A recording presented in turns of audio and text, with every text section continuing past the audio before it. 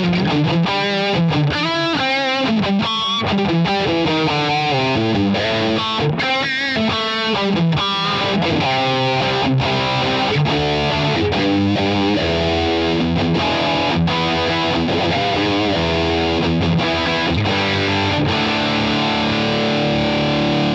everyone, welcome back to the channel. It's me, Double. Today we're looking at the Mosky Sol918. They call it the 5-in-1 effects pedal. Honestly, it has 4 effects, but it has some special stuff inside, including a loop, which you can turn on or off here with the switch. The loop comes after the gains and before your delay and reverb. We're looking at an overdrive, a distortion, a delay, and a reverb section with a loop, all very tweakable. And in this video, I'm going to run it 3 different ways. I'm going to run it 4-cable method into my Marshall. I'm also going to try going directly into the return of the Marshall, so just to the power section of the Marshall. And then we're also going to try pairing it up with Flamma Preamp Pedal. We'll put the preamp in the loop here, and it'll have the cabinet simulation on it. Quite a deal for 55 bucks, I think it was on Amazon. The first thing we'll look at is the overdrive section, which is based off of the King of Tone. You could be on a waiting list for years for one of those, and it kind of puts you in the ballpark. It's an overdrive section. It's tweakable. I would like to have had more output. That's my one complaint about the overdrive section. I would like just a little more output from it. Hey, but it's not bad, and like I said, tweakable. We'll get to that. I realized after filming the first part of it, when I have a light on, it's kind of deceptive. The lights cast a little white dot on the bottom of these, and it makes it look like they're all maxed, but they're really not. If you can see here, I've got the volume at about 2 o'clock, the drive just a little under noon, and the tone at about 9 o'clock. But then when I turn it on, you kind of can't see it. That's the problem with the LEDs.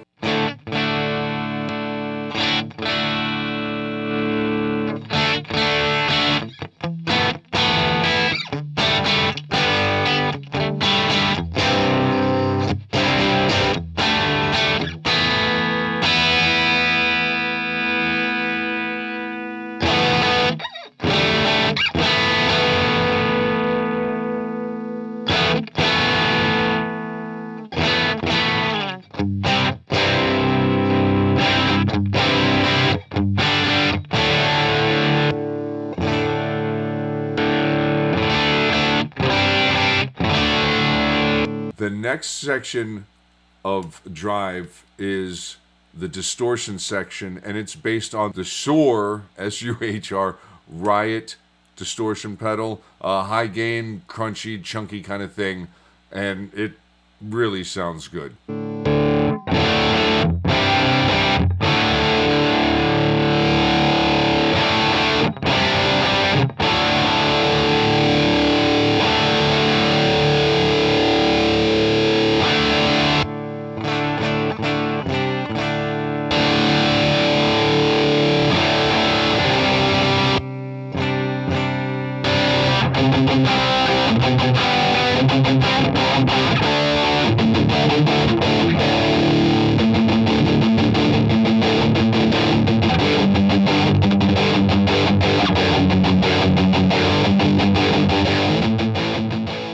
The really cool thing about the gains is you can have them both on at the same time. They can stack. You can just leave the overdrive on, set it and forget it, and kind of just get a nice sound that you're happy with, and then add to it with the distortion.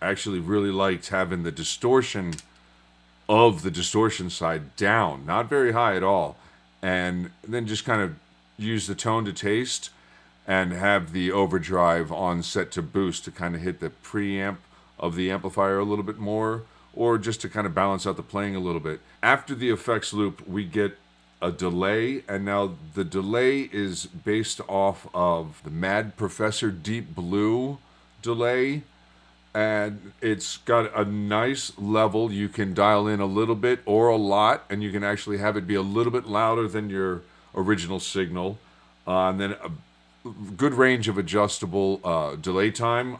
I want to say it's up to probably around 600 milliseconds. Doesn't really say. The manual's not exactly very helpful with a lot of stuff. In fact, the pedal gets a little confusing right here where it says send, which would be going out of the pedal. It actually has an arrow going in. And then here in the return, it's the same kind of a thing. It's the arrow coming out, but it's actually wouldn't it be coming in. Okay, that it gets more confusing as you go. So hopefully what I do here helps out, because it's got some options and it can be a little confusing.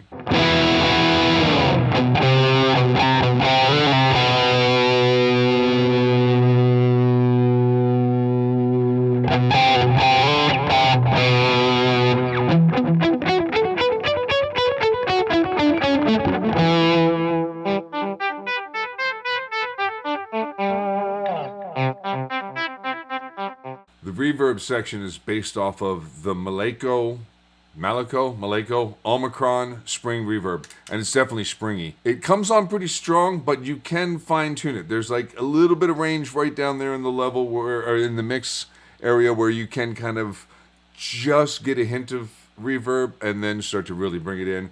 And then it has a dwell, so you can really make the spring kind of last longer and get real splashy and wishy-washy.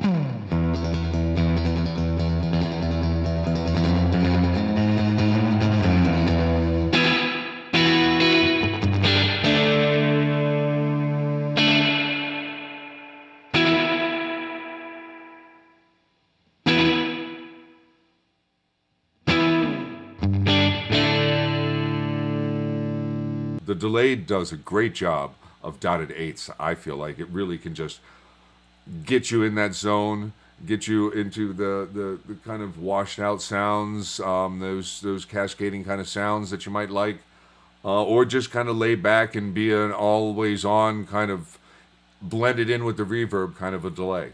It's got a lot of options for a small price tag.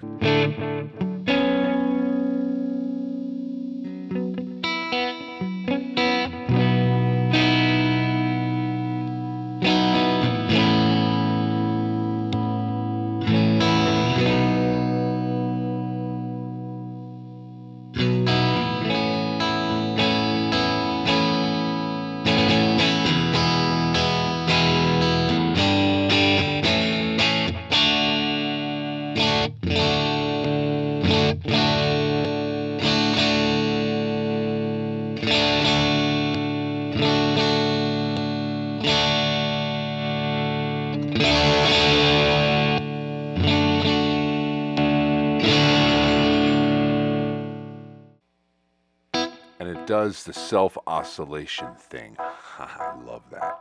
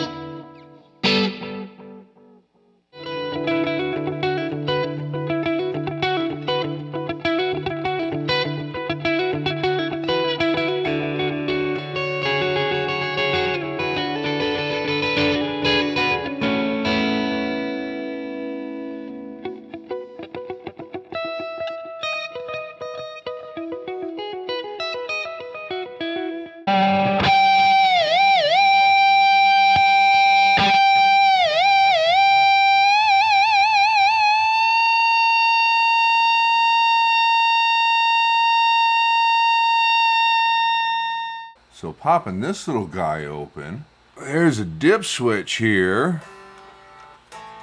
A 1 and a 2. And there's a trim pot. Ho ho, look at that, huh? Ho ho! We got stuff. One thing to notice, on the circuit board, it says B, and on the little red dip switch holder, it says 1. So 1 and 2 are reversed. Keep that in mind. Underneath the trim pot, it says press B for 50K. That's actually probably supposed to say 5.0K, which would be 5K. Additionally, it's printed on the circuit board that the down position is on, but the red dip holder says on is up, and that's correct. Okay, so right now I'm plugged directly into a channel on my mixer, so it's really just direct guitar. This is probably the easiest way for me to demonstrate this without having any color from a preamp or a power amp, to demonstrate the impact and the effect of the dip switch and how to activate this trim pot here. They're both in the off position, even though the circuit board says on. We want to ignore the circuit board on that part, but we do want to pay attention to the letters because the letters and the numbers are reversed. B is 1, A is 2. If we engage A, or number 2, you can hear the distortion circuit.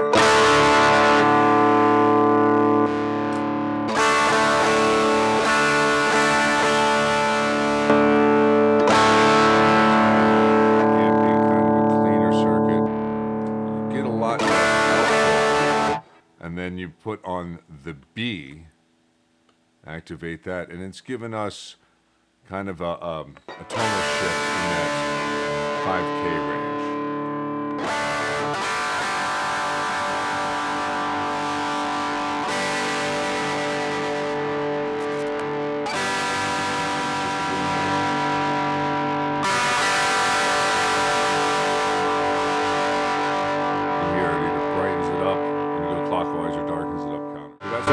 Open it up and fine tune it depending on how you're running the unit, the Mosky. And so like you might find it responds a little bit better going into a preamp pedal when one of these dips is engaged compared to your amp. You know, that's just part of the tweakability of this thing that I think is pretty cool that they thought of that. All sorts of tonal options available from wham to lamb. At this point I'm going guitar right to the input of the Mosky. And then I'm going out of the Mosky with the effects loop off into the return of my Marshall. It's a 20-watt DSL, which now means I don't have volume control there. So when I hit it, I would be hitting it at the full 20 watts. I've turned it down to low wattage, so it's cut down to whatever it does there at that point. When you do that, one of these overdrives will then kind of be the preamp and reduce the actual overall volume. So don't get confused when you plug straight into the return, especially if it just sounds terrible. You're really hitting it at full power amp volume with nothing in line at that point.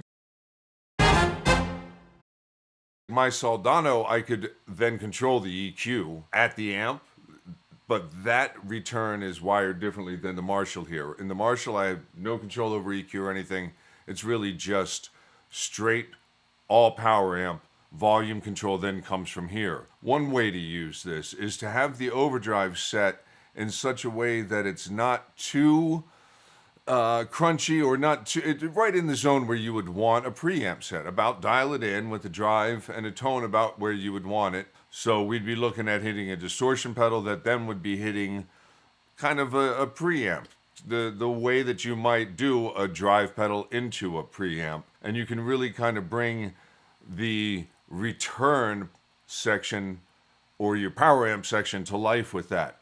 Another option would then be to throw an EQ into the send and return here and engage the effects loop.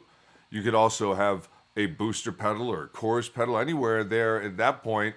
And then that becomes post-drive. This is kind of then acting as its own effects loop within an amplifier. The first examples I was playing, I was doing the normal 4-cable method setup. This is just one cable right into the back of the amp. I tend to like that with certain amplifiers, and with this Marshall it works really well with a lot of stuff. There's a dip switch that will then engage the trim pot. That even then helps lower the volume a little bit more, and the drive character brings the overall harshness down a little bit on the treble range. Here we go, right into the return of the Marshall.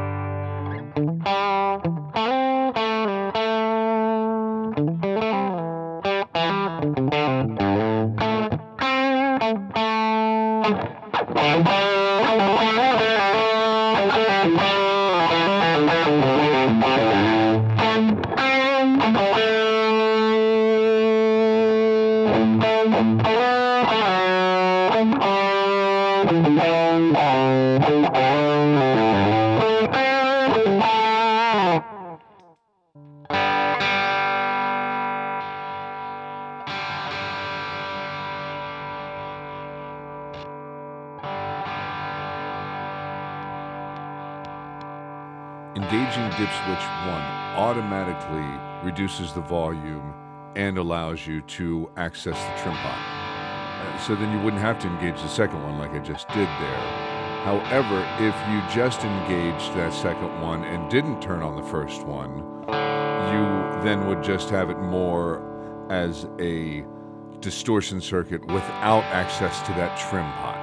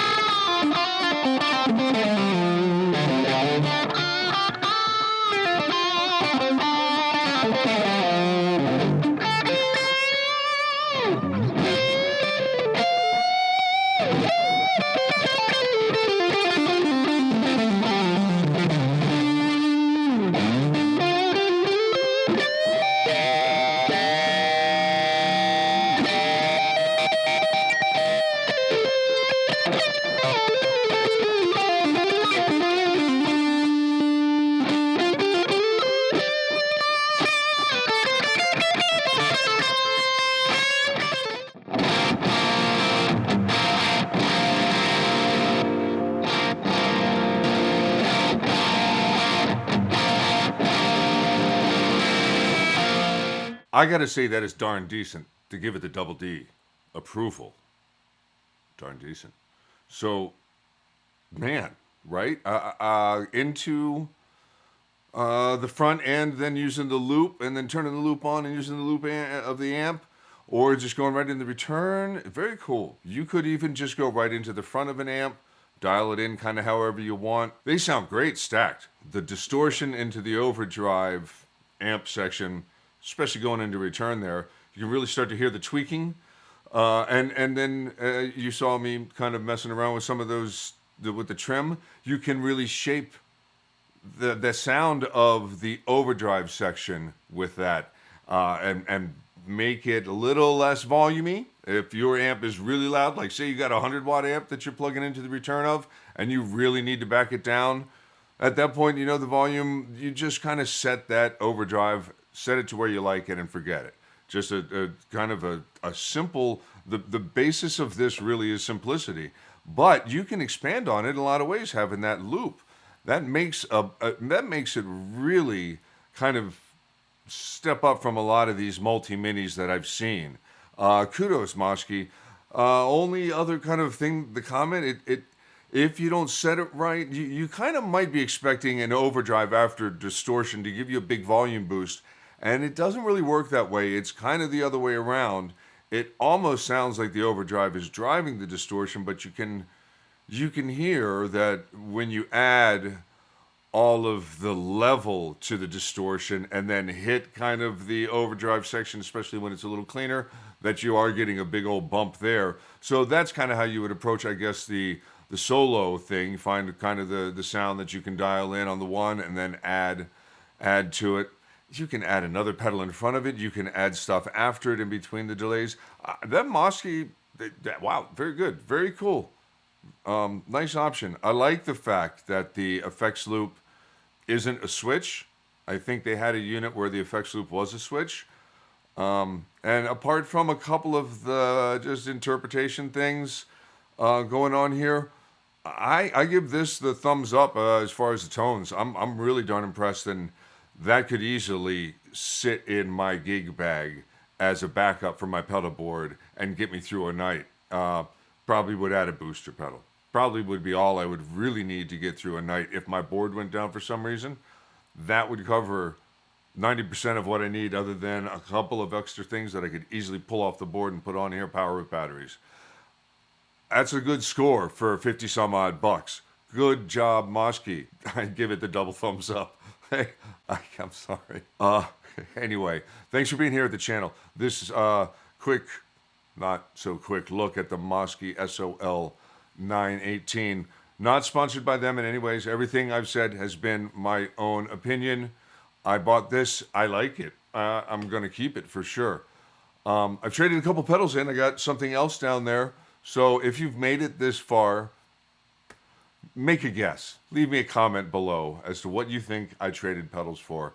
I'm into these little multis right now, so that's a hint, okay? That's all I'm going to say.